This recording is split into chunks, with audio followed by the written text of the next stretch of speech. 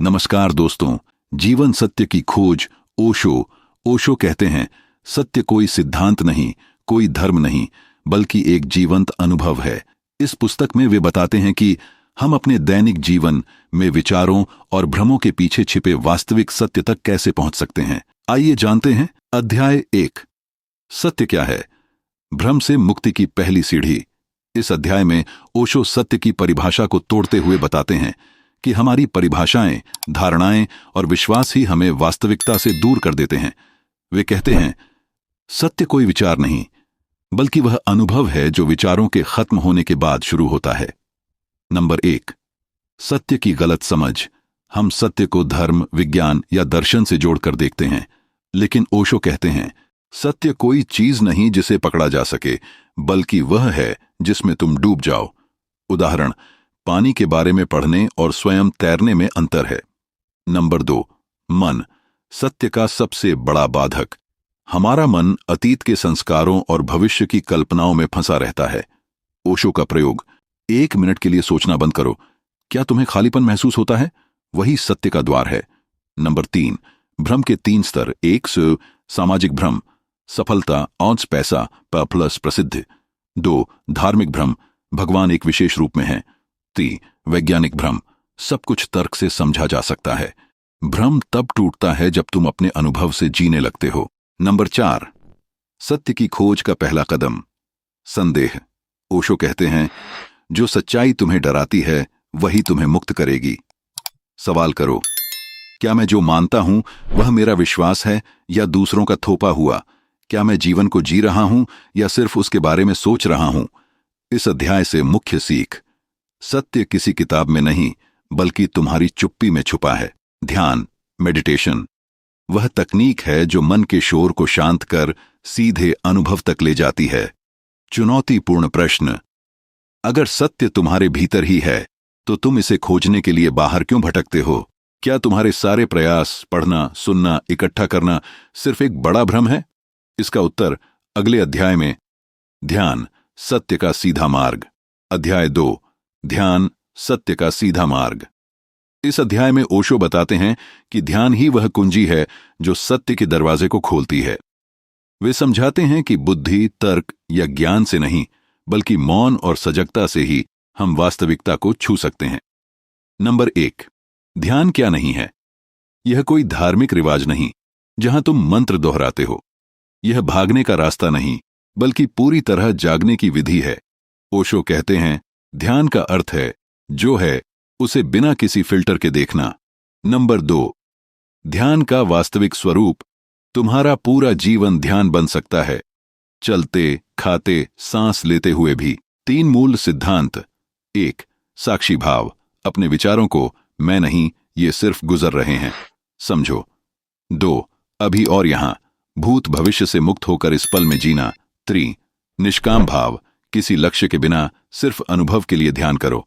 Number 3, विज्ञान verse ध्यान, विज्ञान बाहरी दुनिया को समझता है, ध्यान भीतर की दुनिया को। ओशो का दृष्टांत, माइक्रोस्कोप से कोशिकाएं देख सकते हो, पर ध्यान से वह देखने वाला कौन है? नंबर 4, प्रयोग, 5 मिनट का ध्यान। 1, आंखें बंद करो, सांस पर ध्यान दो। 2, जब विचार आए उन्हें बादलों की तरह गुजरने दो। 3, मैं हूं के अलावा सब कुछ छोड़ दो।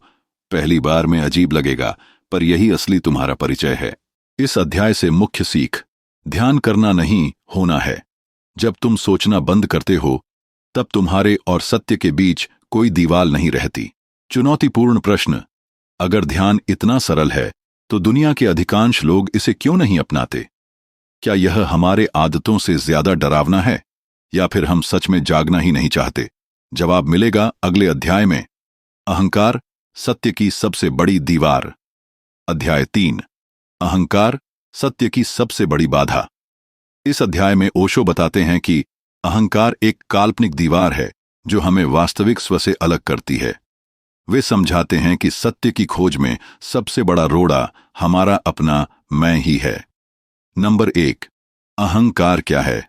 एक मानसिक निर्माण जो हमें लगता है कि हम अलग और विशेष हैं। ओशो का कटाक्ष, अहंकार वह छाया है जो सूरज के होते हुए भी अपने आप को असली समझती है। नंबर 2, अहंकार के 3 मुखौटे, वेट, श्रेष्ठता का भाव, मैं दूसरों से बेहतर हूं। 2 हीनता का भाव, मैं किसी काम का नहीं। 3 तटस्थता का भाव, मुझे किसी से मतलब नहीं, छुपा हुआ अहंकार। नंबर 3 अहंकार कैसे सत्य को रोकता है? यह तुलना पैदा करता है, क्या मैं सही रास्ते पर हूं? यह निरंतर मूल्यांकन करता है, लोग मेरे बारे में क्या सोचेंगे? ओशो की सीधी बात, जहां मैं है वहां सत्य नहीं ठहरता। नंबर 4 अहंकार से मुक्ति का तरीका, विनम्रता को समझो। असली विनम्रता वह है जहां मैं ही न बचे। देखो कैसे अहंकार काम करता है। जब कोई तुम्हारी प्रशंसा करे या आलोचना तो सजग रहो। हंसी का अभ्यास, अपने अहंकार पर हंसना सीखो। अध्याय से मुख्य सीख, अहंकार एक भ्रम है जो हमें वास्तविकता से दूर रखता है। अहंकार के बिना जीना ही सच्ची स्वतंत्रता है। एक और चुनौतीपूर्ण प्रश्न, अगर अहंकार इतना हानिकारक है तो फिर यह हमारे भीतर इतना मजबूत क्यों है? क्या यह हमारे अस्तित्व के लिए जरूरी है या फिर हमने इसे पालतू बना लिया है? इस रहस्य से पर्दा उठेगा अगले अध्याय में। प्रेम, अहंकार का अंतिम विलय। अध्याय 4 प्रेम, अहंकार का अंतिम विलय। इस अध्याय में ओशो प्रेम को अहंकार के विलय की अंतिम अग्नि के रूप में प्रस्तुत करते हैं। वे बताते हैं कि सच्चा प्रेम वह अवस्था है जहां मैं और तू का भेद समाप्त हो जाता है। नंबर 1 प्रेम बनाम संबंध, अहंकार की लेन देन की भाषा। मैं तुमसे प्यार करता हूं क्योंकि सच्चा प्रेम बिना शर्त समर्पण, प्यार हो गया कोई क्यों नहीं। ओशो का कथन, प्रेम में डूबो, डुबकी लगाओ, तैरने की कोशिश मत करो।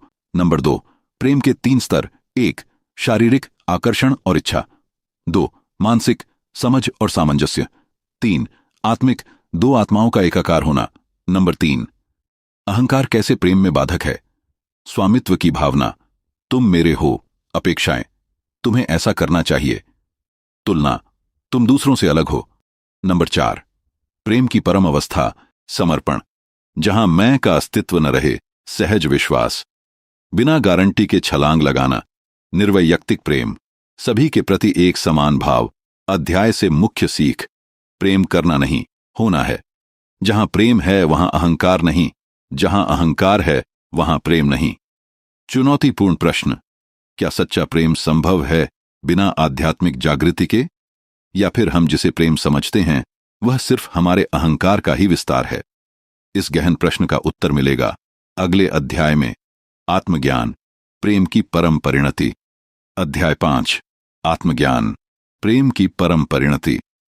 इस अध्याय में ओशो आत्मज्ञान को प्रेम का अंतिम फल और सत्य की सर्वोच्च अभिव्यक्ति के रूप में प्रस्तुत करते हैं। वे समझाते हैं कि आत्मज्ञान कोई लक्ष्य नहीं बल्कि अपने मूल स्वरूप में जागने की प्रक्रिया है।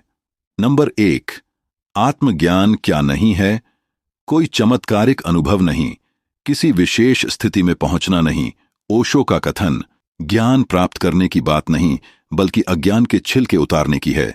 नंबर 2 आत्मज्ञान के 3 संकेत। 1 पूर्ण साक्षी भाव, होते हुए न होना। 2 निर्वैयक्तिक प्रेम, सभी में एक ही आत्मा का दर्शन।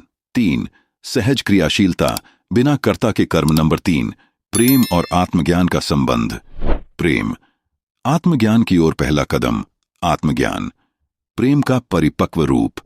ओशो का रूपक, प्रेम फूल है तो आत्मज्ञान उसकी सुगंध। नंबर 4 आत्मज्ञान की प्राप्ति के लिए आत्मस्मरण, मैं कौन हूं का निरंतर प्रश्न। संवेदनशीलता, जीवन के प्रति पूर्ण जागरूकता। विश्राम, प्रयास रहित होकर रहना। अध्याय से मुख्य सीख, आत्मज्ञान किसी और बनने की नहीं, अपने असली स्वरूप को पहचानने की प्रक्रिया है।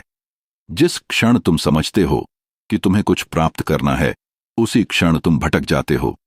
चुनौतीपूर्ण प्रश्न, क्या आत्मज्ञान के बाद भी सामान्य जीवन जिया जा सकता है या फिर यह संसार से पलायन का नाम है? इस मौलिक प्रश्न का उत्तर मिलेगा अंतिम अध्याय में। जीवन योग, आत्मज्ञानी का दैनिक जीवन। अंतिम अध्याय 6 जीवन योग, आत्मज्ञानी का दैनिक जीवन। इस अंतिम अध्याय में ओशो बताते हैं कि आत्मज्ञान संन्यास नहीं बल्कि जीवन को पूर्णता से जीने की कला है। वे समझाते हैं कि कैसे एक जागृत व्यक्ति सामान्य जीवन में असामान्य रूप से जीता है। नंबर 1, आत्मज्ञानी की दिनचर्या, साधारण में असाधारण। खाना, सोना, काम करना, सब कुछ ध्यान बन जाता है। कर्मयोग का नया अर्थ, फल की इच्छा के बिना कर्म करना। ओशो का उदाहरण, जैसे कमल की पंखुड़ी पर पानी की बूंद, वैसे ही संसार में रहकर भी अलग। नंबर 2, संबंधों की नई दृष्टि, बिना बंधन के प्रेम, स्वतंत्रता और निकटता का सहअस्तित्व। दायित्व बनाम कर्तव्य, प्रेम से किया गया कर्म वर्सेस बोझ समझकर किया गया कार्य। सामाजिक भूमिकाएं, पिता, पुत्र, पति होते हुए भी इनसे तादात्म्य न होना। नंबर 3, भौतिक संपत्ति के प्रति दृष्टिकोण, उपयोग करो, आसक्त न हो। धन को खेलने की वस्तु समझना, संग्रह नहीं प्रवाह। जीवन को एक नदी की तरह बहने देना। ओशो का कथन, तुम चीजों के मालिक नहीं, केवल उपभोक्ता हो। नंबर 4, दुख और आनंद का संभाव, सुख दुख के पार, दोनों को गुजरते हुए देखना। संवेदनशीलता बनाम संवेदना, दर्द महसूस करना पर उसमें न खो जाना। साक्षी भाव, मैं दुखी हूं, नहीं, दुख हो रहा है। अध्याय से मुख्य सीख, आत्मज्ञान पलायन नहीं, परिवर्तन है। जीवन को उसकी समग्रता में स्वीकारो, बिना चुनाव के, बिना शर्त के। जीवन में उतारने के लिए कुछ सुझाव आपके लिए। नंबर 1, प्रतिदिन 20 मिनट का मौन, बिना किसी उद्देश्य के बैठें, सिर्फ साक्षी बनकर। नंबर 2, एक कर्म को पूर्ण ध्यान से करें। चाय पीते हुए सिर्फ चाय का स्वाद लें, चलते हुए सिर्फ चलने का अनुभव करें। नंबर 3, अपने अहंकार को पहचानें। जब भी आप मैं कहें, एक क्षण रुक कर देखें। नंबर 4, प्रेम को शर्तों से मुक्त करें। किसी से प्रेम करें, बिना उससे कुछ मांगे। नंबर 5, जीवन को एक प्रयोग बनाएं। हर दिन को नए दृष्टिकोण से देखने का अभ्यास। इस बुक की आखिरी संदेश ओशो देते हैं, यह पुस्तक कोई अंत नहीं, बल्कि तुम्हारी आत्म खोज की शुरुआत है। ओशो तुम्हें सत्य नहीं दे सकते हैं, पर वह दरवाजा दिखा सकते हैं जो तुम्हारे भीतर ही है। अब तुम्हारी बारी है उस दरवाजे पर दस्तक देने की। अगर आपको यह वीडियो पसंद आया तो लाइक करें, शेयर करें और ऐसी ही ज्ञानवर्धक किताबों की समरी के लिए हमारे मनचाहे ज्ञान चैनल को सब्सक्राइब करना न भूलें। मिलते हैं अगली वीडियो में, तब तक के लिए सीखते रहिए, बढ़ते रहिए। नमस्कार।